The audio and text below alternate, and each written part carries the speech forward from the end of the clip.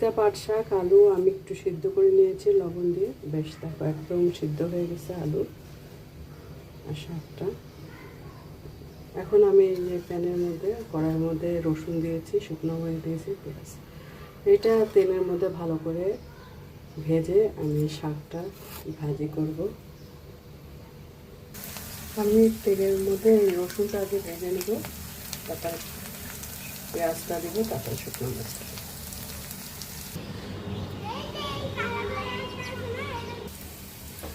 এখন রসুন হয়ে গেছে ভাজা, এখন শাকগুলো আমি দেবো।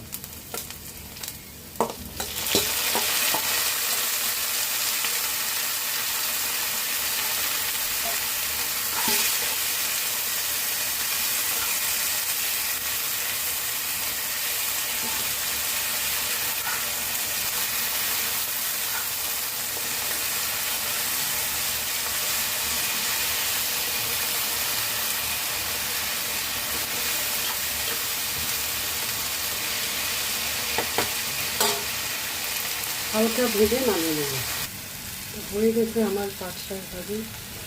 একটু সরিষার তেল দিলাম, আমি রান্নাটা সয়াবিন তেল দিয়ে করেছি, সরিষার তেল দিলাম। এটার মধ্যে কিন্তু আলু খুব ভালো লাগে।